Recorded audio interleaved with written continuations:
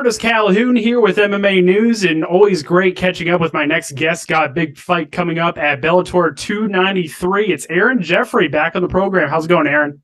I'm good, man. How are you? I'm doing great. Thanks again for the time. Really do appreciate it. I remember the last time we talked, I think it was just before your last fight. It's been a little bit of a long layoff for you. So I guess, do you kind of see this as a blessing in disguise to have that extra time to develop your skills ahead of this fight against John Salter? Yeah, it's always kind of a double-edged sword. Like you want to stay active. Like I only get paid when I fight, right? So you want to get paid, you want to stay active, you want to climb the rankings, whatever. But in the other sense, you do have time to skill develop and kind of grow as an athlete when you have longer time in between fights. Were you trying to get a quick turnaround after your last fight, or I guess kind of how did this John Salter fight come about? Yeah, I would have liked to fight sooner. I had a little bit of an injury at the end of last year, so I was on the shelf for a bit because of that. Those kind of things happen in this sport, but yeah, I kind of wish it was a bit sooner. But no, this is good timing now. Like again, I had a long camp, lots of time to prepare, skill develop, so I'm ready to go. No doubt about it, man. I remember last time we talked to John Salter was a guy that was definitely on your radar for that next opportunity. Let's talk a little bit about the fight itself. How do you see it playing out stylistically, and what have you made of his last few performances? I think it's a good fight for me stylistically. I think it's similar to a lot of the guys that I faced in the past. He's more of a grappler. He's a good wrestler. Like heavy top game, jiu-jitsu black belt. Like grappling is definitely his strong suit, and I fought a lot of grapplers in the past. So kind of the same game plan for me. Like sprawl and brawl, as they say. I want to keep him off my hips, keep the feet on the fight, and hopefully get a finish in there.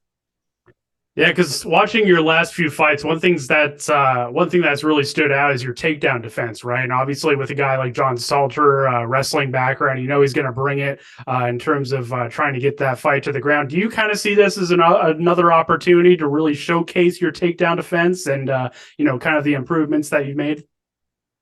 For sure, man. Yeah, I think that's one of the strongest parts of my game is my defensive wrestling. Whether it's just defending takedowns or scoring my own takedowns off my defensive wrestling, it's definitely one of the areas that I excel in. So yeah, again, I think this is a great matchup for me. I think I saw on your Instagram too. You've been spending a little bit of time at Cliff down in Florida. How's that been? Yeah, I was sick, man. I was down there for 6 weeks. Did the first half of my camp there. Obviously it's a crazy gym, right? There's so many high level guys. Like they have like 100 pro fighters on the mats. Some days like UFC fighters, Bellator, PFL, ONE FC. Like so many big guys for me to work with, which is sometimes hard to find. Like here, there's not as many middleweights and above, so I get to go down there and have so many good bodies to work with. So it's great. I saw you worked a little bit with Logan Storley as well. Obviously, another top name in Bellator. What were those sparring sessions like, and what was it like getting some work in with him? Yeah, man, he's sick. Great training partner too for John Salter. I mean, Logan's obviously an amazing grappler, very good wrestler. So it was perfect for me to get rounds in with him. Yeah, it was good, man. He's a beast for sure. Do you kind of see yourself splitting time in terms of Cliff and your other gym in the future, or how do you kind of see that plan playing out? Yeah, for sure. I went down there for my first time at the beginning of last year. And I think I spent 3 months down there last year, and I've already spent 6 weeks there this year. So yeah, I'm going to be maybe not quite half and half, but splitting my time for sure. That's awesome, man. And obviously, I know you're not looking past John Salter, but you got to think about, winning this one. You're right there in the mix in terms of the title picture. Do you feel like you're one more win away from a title shot? Obviously, I'm sure you're not thinking about that. You're focused on John, but where do you feel like a win kind of puts you in terms of the division? Yeah, you never really know, right? I think it could go either way. I think I could beat John Salter impressively and get the title shot, or they could give me one more fight in the meantime. Mousasi is fighting Edwards, and I think they're ranked 1 and 2 or somewhere up there in the top five as well. So maybe I end up fighting one of those guys, or maybe I can beat Salter and get a title shot right away. How do you see that fight playing out between Gegard Mousasi and Fabian Edwards? I think Mousasi's going to win. I think he's going to look more impressive than he did in his last fight, and I think he'll win that one. Did you get a chance to watch Johnny Eblen's last fight against Anatoly Tokov earlier this year? Obviously, unanimous decision win, really impressive performance overall. Did you get a chance to watch? What'd you make of it? Yeah, I did. Yeah, Eblen's good, man, for sure. Obviously, he's undefeated. He's beaten the best of the best. He does it all. He strikes well. He grapples well. He's got a gas tank. So, yeah, he's a deserving champion for sure. You mentioned something interesting in another interview as I was researching for this interview is that, you don't make strength and conditioning a really huge part of your camp, and you kind of focus more on technique and building those skills in the mat and all that. Do you feel like a lot of fighters kind of pay too much attention to strength and conditioning and not enough time, working on technique and all that? I think a lot of fighters pay attention to a lot of things that are not important at all.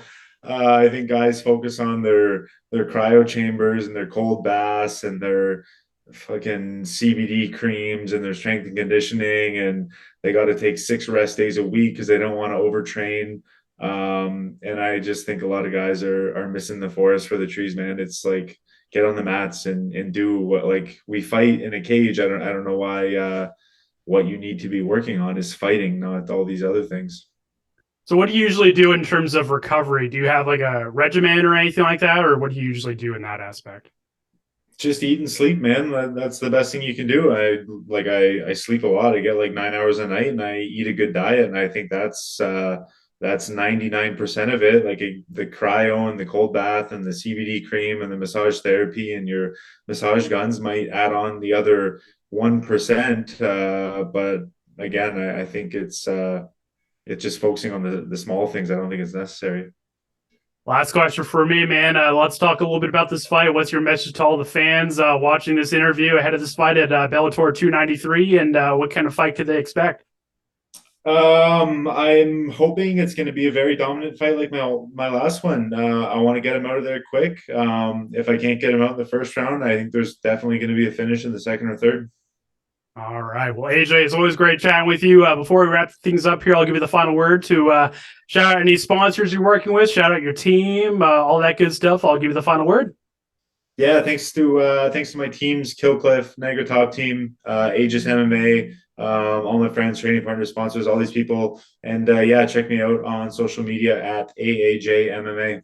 I love it. Well, AJ, it was great to chat with you once again, catch up a little bit, and all the best with these final few days of camp. And I have a feeling we'll definitely chat again soon, man. Thank you so much for the time. Thank you, sir. Appreciate it.